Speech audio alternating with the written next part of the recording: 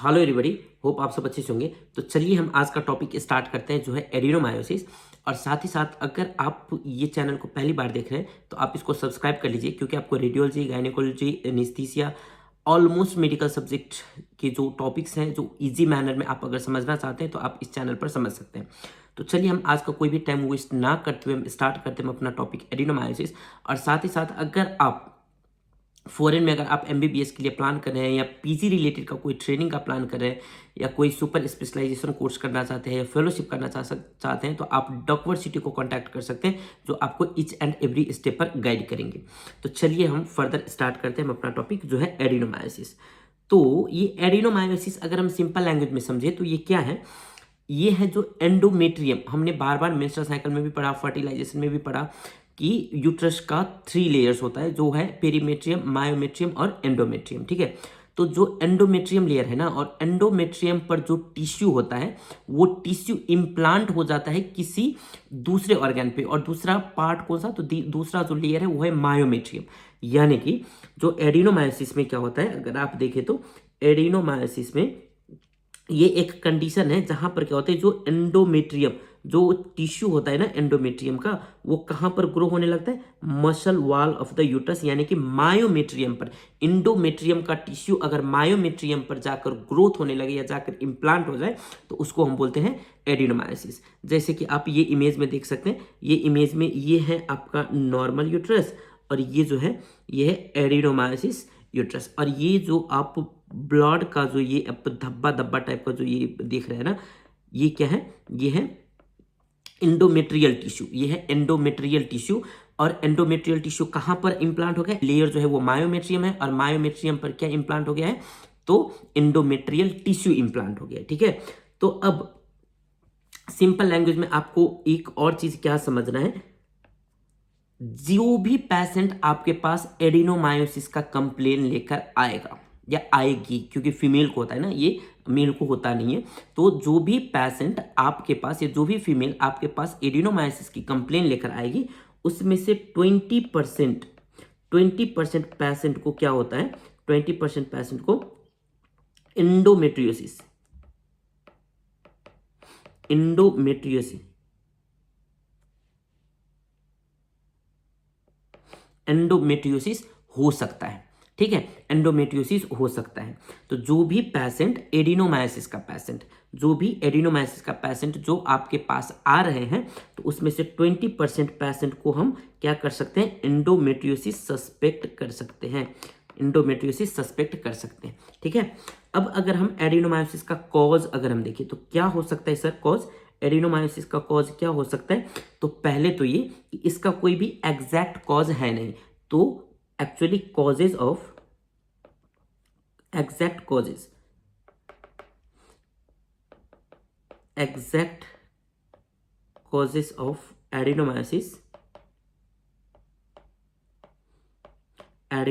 Is unknown. ठीक है, कोई भी ऐसा एग्जैक्ट कॉज इसी रीजन की वजह से हुआ है ऐसा करके कोई भी कॉज नहीं है। बट हाँ, जो माना गया है वो क्या है कि अगर इंडोमायोमेट्रियल का जो जंक्शन है, क्या है? इंडोमायोमेट्रियल का जो जंक्शन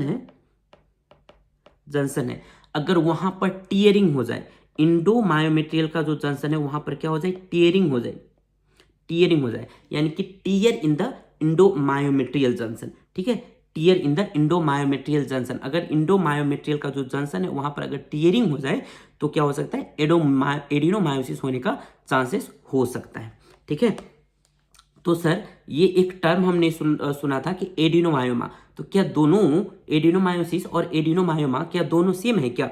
जी बिल्कुल, एडिनोमायोमा और एडिनोमायोसिस में कुछ ऐसा डिफरेंस है नहीं।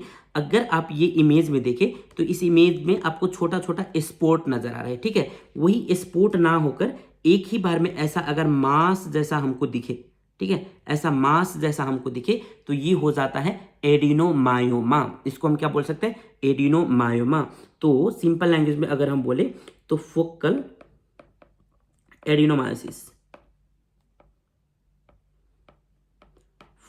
Adenomyosis in the form of mass in the form of mass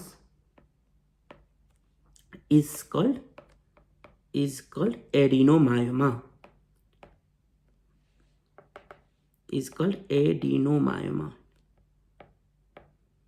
ठीक है, ठीक है। तो एडिनोमायोसिस का जो छोटा छोटा स्पॉट है, जो इंडोमेट्रियल टिश्यू जो है, वो अगर मायोमेट्रियम पर इम्प्लांट हो रहा है और अगर छोटा छोटा पार्ट में हो रहा है तो उसको हम एडिनोमायोसिस बोलेंगे। और वही अगर एक ही जगह पर इकट्ठा होकर अगर मास का फॉर्म ले रहा है तो उसको हम क्या बोलेंगे, एडिनोमायोमा बोलेंगे, ठीक है। यहां तक क्लियर है आप लोग? चलिए अब तो सर, तो रिस्क फैक्टर क्या क्या हो सकता है एडिनोमायोसिस का, किस किस फीमेल में एडिनोमायोसिस होने का रिस्क हो सकता है? तो पहले तो ये कि जो फीमेल रिप्रोडक्टिव एज ग्रुप में है, जो फीमेल क्या है, रिप्रोडक्टिव एज ग्रुप में है but let reproductive age group में, ठीक है। तो लेट रिप्रोडक्टिव एज ग्रुप में, लेट रिप्रोडक्टिव एज ग्रुप में जो फीमेल है उसको क्या हो सकता है, एडिनोमायोसिस होने का चांस हो सकता है। तो सर लेट जो रिप्रोडक्टिव एज ग्रुप होता है वो कितने साल से ऊपर होता है? तो it is more then 40 years, यानी कि मोर देन और इक्वल टू 40 ईयर्स, ठीक है। तो जो भी फीमेल मोर देन 40 ईयर्स के एज में है, यानी कि 40 ईयर्स तक हम रिप्रोडक्टिव एज मानते हैं, और मोर देन 40 ईयर्स के एज में है या 40 ईयर्स के एज में, तो उसको क्या हो सकता है, एडिनोमायोसिस होने का चांस हो सकता है।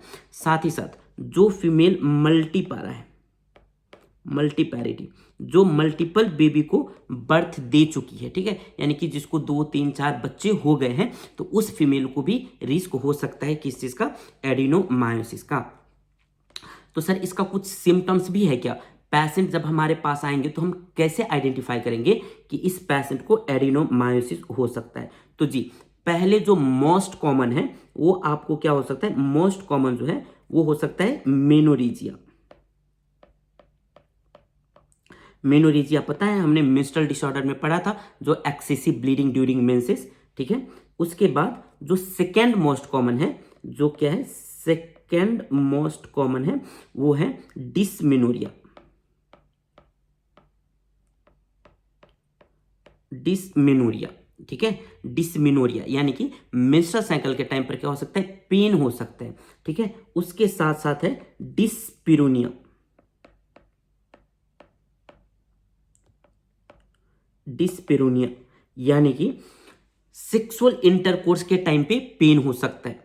उसके बाद है पेल्विक पेन, उसके बाद क्या है, पेल्विक पेन, यानी कि पेल्विक रीजन में जो फीमेल है उनको पेन हो सकता है। और साथ ही साथ मेनोमेट्रोरेजिया,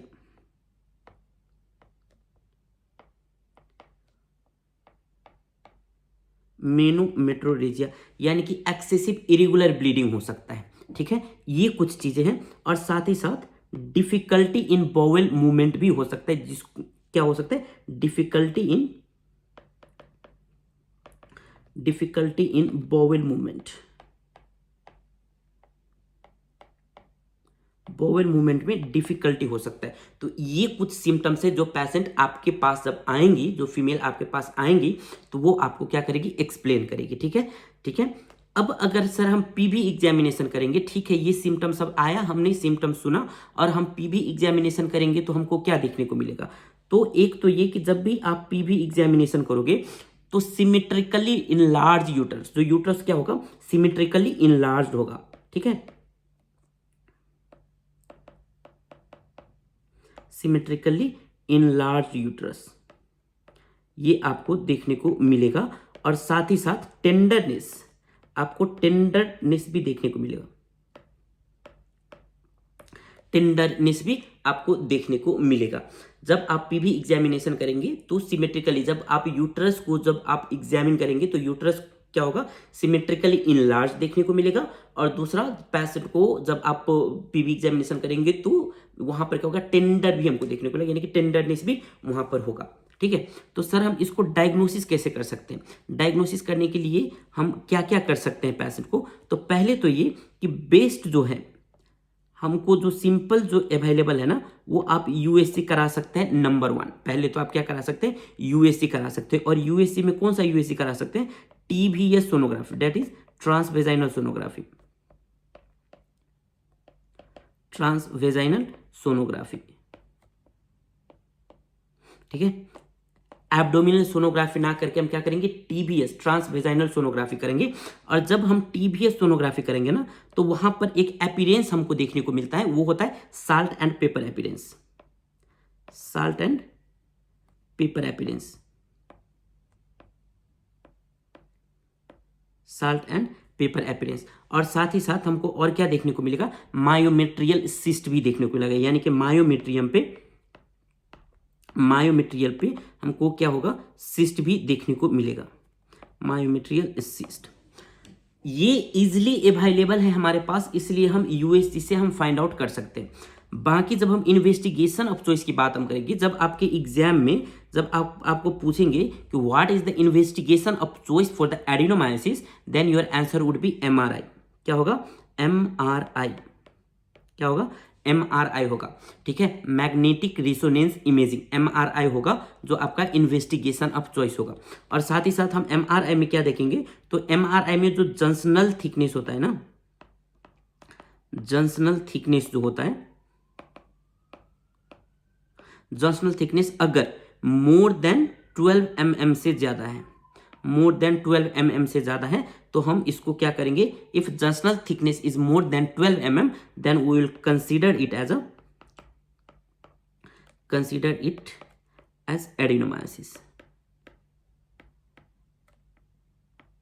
एडिनोमायोसिस। ठीक है, जैसे आप इस इमेज में देख सकते हैं, ये इमेज में जो आप ये रीजन देख रहे हैं, ये है यूट्रस। आप देख सकते हैं कि यूट्रस कितना इनलार्ज्ड है, यूट्रस कितना इनलार्ज्ड है।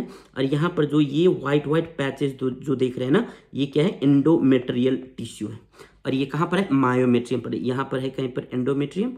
ठीक है, और ये जो है, ये व्हाइट व्हाइट पैचेस जो है, ये क्या है, एंडोमेट्रियल टिश्यू है जो मायोमेट्रियम पर इम्प्लांट हो गया है। ठीक है, तो हम क्या देखेंगे, आईओसी जो इन्वेस्टिगेशन ऑफ चॉइस है वो क्या है, एमआरआई है। और एमआरआई में क्या होगा, जंक्शनल थिकनेस, जंक्शनल थिकनेस क्या होगा, जंक्शनल थिकनेस क्या होगा, मोर देन 12 mm होगा। ठीक है, बट सर इसका कुछ गोल्ड स्टैंडर्ड भी होता है क्या, जी बिल्कुल। जब आपके एग्जाम में आपको पूछेंगे कि what is the gold standard to diagnose adenomyosis, तो आपका जो आंसर होगा वो होगा हिस्टोपैथोलॉजी। क्या होगा, हिस्टोपैथोलॉजी। ठीक है, गोल्ड स्टैंडर्ड क्या है, हिस्टोपैथोलॉजी है। इन्वेस्टिगेशन ऑफ चॉइस क्या है, एमआरआई है। तो सर हम हिस्टोपैथोलॉजी में क्या करते हैं, हम इसमें क्या करेंगे, पहले तो हिस्ट्रोस्कोपिक क्यूरेटाज करेंगे,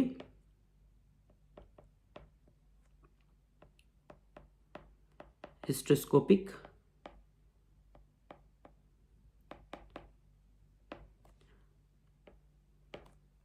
क्यूरेटाज ऑफ इंडोमायोमेट्रियम, इंडोमायोमेट्रियम। यानी कि हम क्या करेंगे, वहां से एक मांस का टुकड़ा ले लेंगे। ठीक है, वो मांस का टुकड़ा लेकर हम हिस्ट्रोस्कोपिक क्यूरेटास ऑफ इंडोमायोमेट्रियल हम बोलते हैं, वहां से हम एक मांस का टुकड़ा ले लेंगे और उसको हम कहां पर भेज देंगे, इंडोमेट्रियल। उसको हम कहां पर भेज देंगे, वो इंडोमेट्रियम का जो टिश्यू है वो डायग्नोस करने के लिए, यानी कि जो मायोमेट्रियम से जो मांस हम लिए हैं वो डायग्नोस करने के लिए हम भेज देंगे लैब में, जिसमें वो हिस्टोपैथोलॉजी जो पैथोलॉजिस्ट डॉक्टर होता है वो टेस्ट करके हमको बताएगा। और ऐसे कुछ उनका इमेज दिखता है। ठीक है, जो टिश्यू जो इम्प्लांट हो गया है मायोमेट्रियम पर, ये ऐसे कुछ दिखता है। ठीक है, ये जो है ये हिस्टोपैथोलॉजी का इमेज है, हिस्टोपैथोलॉजी का इमेज है। ठीक है, तो सर इतना तो हमने जान लिया। अब अगर हम यूएसजी फाइंडिंग में अगर और भी हम थोड़ा डिटेल में अगर हम देखना चाहें, तो हम क्या क्या देख सकते हैं, हमारे रिपोर्ट में क्या क्या आएगा। तो हमारे रिपोर्ट में पहले तो आएगा डिफ्यूजली इनलार्ज यूट्रस। यूट्रस क्या होगा, यूट्रस क्या होगा, डिफ्यूजली इनलार्ज होगा, डिफ्यूजली इनलार्ज यूट्रस, इनलार्ज यूट्रस। ठीक है, और सर और क्या होगा, तो जो मायोमेट्रियम जो होता है वो मायोमेट्रियम हमको हेट्रोजेनियस इकोजेनिसिटी मिलेगा। क्या मिलेगा, heterogeneous, heterogeneous myometrium.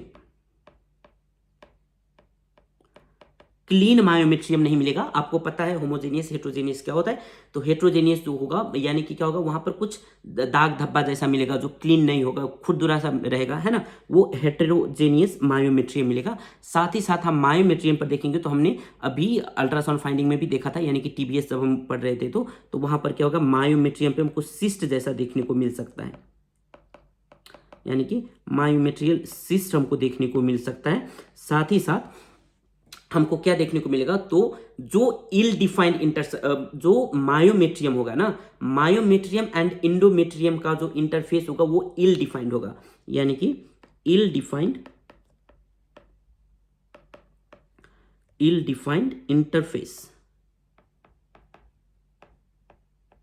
Interface between myometrium and endometrium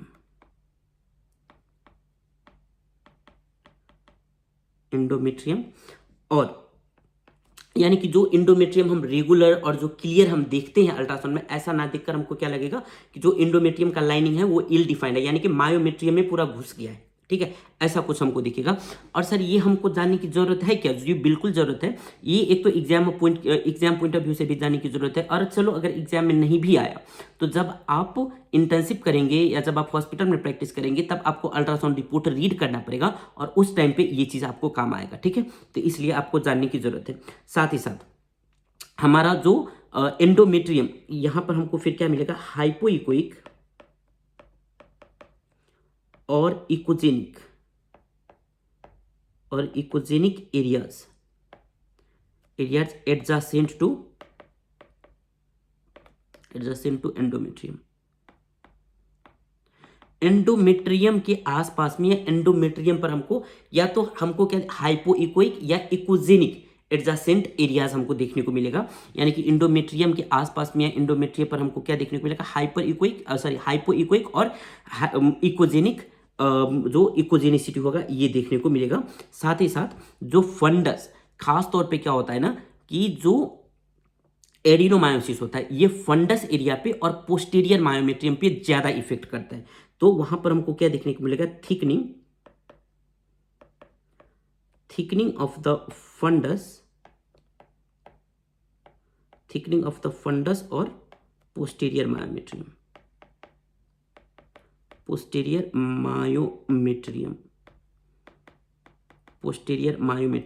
जो एडिनोमायोसिस होता है ज्यादा से ज्यादा कहां पर इफेक्ट करता है, तो जो फंडस एरिया होता है यूट्रस का फंडस एरिया होता है, जैसे कि आप इसमें देख ले, ये है फंडस एरिया, राइट, ये है फंडस एरिया, तो यहाँ पे और पोस्टीरियर पार्ट में, यूट्रस मायोमेट्रियम के पोस्टीरियर पार्ट में इफेक्ट करता है। अब जैसे ये कुछ इमेज है आप देख सकते हैं, यहाँ पर है ये यूट्रस और ये है, ठीक है, यहाँ पर है एंडोमेट्रियम, ठीक है, और यहाँ पर कुछ यहाँ पे हाइपोइकोइक टाइप का कुछ यहाँ पर हमको दिख रहा है, पैचेस दिख रहा है, ठीक है, तो ये पैचेस क्या है, एंडोमेट्रियल टिश्यू है जो मायोमेट्रियम पे जाके इम्प्लांट हो गया है। और इसमें देख सकते हैं कि ये जो यूट्रस का जो मायोमेट्रियम है ये हेट्रोजेनियस इकोटेक्शन है, ठीक है, यानी कि वो इतना क्लियर नहीं है, यहाँ पर आप देख सकते हैं, ठीक है, यहाँ पर आप देख सकते हैं। तो ये कुछ ऐसा इमेज आपको देखने को मिलेगा और ये कुछ यूएससी फाइंडिंग्स है जो आपको एडिनोमायोसिस के केस में देखने को मिलेगा। साथ ही साथ सर हम इसका मैनेजमेंट हम कैसे करेंगे, मैनेजमेंट करने के लिए पहले हमारे पास तो दो मेथड है, एक तो है मेडिकल मेथड, ठीक है, एक क्या है मेडिकल मेथड और दूसरा क्या है सर्जिकल मेथड। दूसरा जो है ये है सर्जिकल मेथड दूसरा।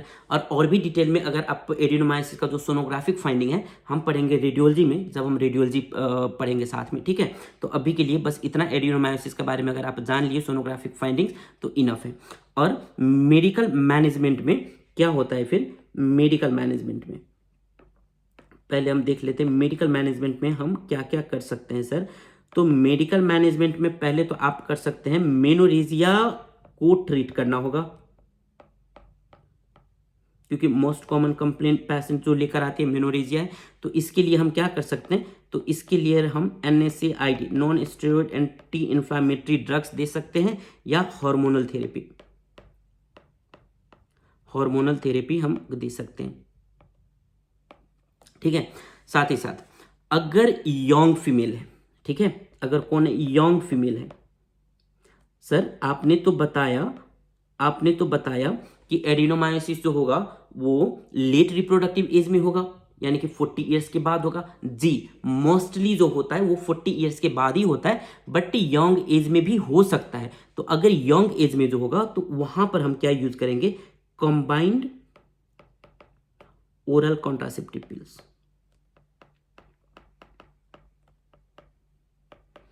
Combined oral contraceptive pills for longer duration, ठीक है, for longer duration,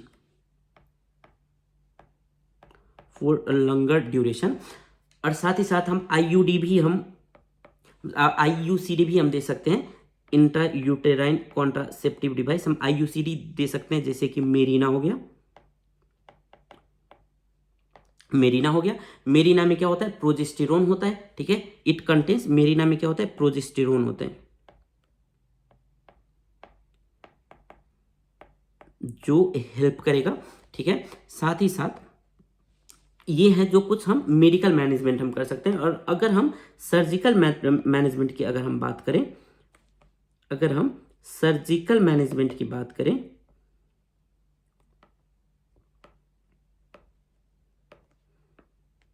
surgical management की बात करें तो पहले तो हम डायलिटेशन एंड क्यूरेटाज कर सकते हैं, डायलिटेशन एंड क्यूरेटाज, जिसको आप लोग नॉर्मली डीएनसी के नाम से आप जानते हैं मार्केट में, ठीक है, डीएनसी, डायलिटेशन एंड क्यूरेटाज कर सकते हैं। और साथ ही साथ हम हिस्टेक्टोमी कर सकते हैं, हिस्टेक्टोमी कर सकते हैं। अब हिस्टेक्टोमी के लिए जो होता है वो ऑप्शन होता है। अब हिस्टेक्टोमी के लिए क्या ऑप्शन होता है कि अगर फैमिली कंप्लीट हो गई है, ठीक है, if family completed, if family completed then only we can go for hysterectomy, ठीक है। और अगर family not completed, if family not completed, if family not completed, तो हम मेडिकल मैनेजमेंट ही हम ट्राई करेंगे, मेडिकल मैनेजमेंट हम ट्राई करेंगे, ठीक है। बट अगर आपके एग्जाम में अगर वो पूछते हैं कि overall which is the best management for the adenomyosis, ठीक है, अगर वो पूछते हैं बेस्ट मैनेजमेंट, अगर वो पूछते हैं बेस्ट मैनेजमेंट फॉर एडिनोमायोसिस, तो हमारे पास जो ऑप्शन है वो हिस्टेक्टोमी ही है, वो क्या है, हिस्टेक्टोमी ही है। हम रिमूवल ऑफ यूट्रस यानी कि हिस्टेक्टोमी हम करेंगे, बस ये हमारा बेस्ट मैनेजमेंट है। अगर वो आपको वहां पर फैमिली कंप्लीटेड या नॉट कंप्लीटेड का अगर फिर से आपको अगर ऑप्शन देते हैं तो आपको देखना है, अगर फैमिली कंप्लीटेड है तो हिस्टेक्टोमी, अगर नॉट कंप्लीटेड है तो फिर मेडिकल मैनेजमेंट, ठीक है। और मेनोरेजिया के लिए हम क्या करते हैं, non steroid anti inflammatory drugs देते हैं और हार्मोनल थेरेपी देते हैं, ठीक है। यही कुछ है जो आपको जानना है एडिनोमायोसिस के बारे में। अगर इतना जान गए तो काफ़ी है, इससे ज़्यादा आपको अब भी के लिए फिलहाल जानने की ज़रूरत नहीं है। इतने से आप एमसीक्यूज वगैरह भी सॉल्व कर सकते हैं और हम एमसीक्यूज भी करेंगे बहुत जल्द। तो आपको ये वीडियो कैसा लगा, अगर अच्छा लगा तो अपने दोस्तों के साथ शेयर करिए और कमेंट्स करके बताइए कि नेक्स्ट वीडियो आप किस टॉपिक पे देखना चाहते हैं, ठीक है। Thank you so much.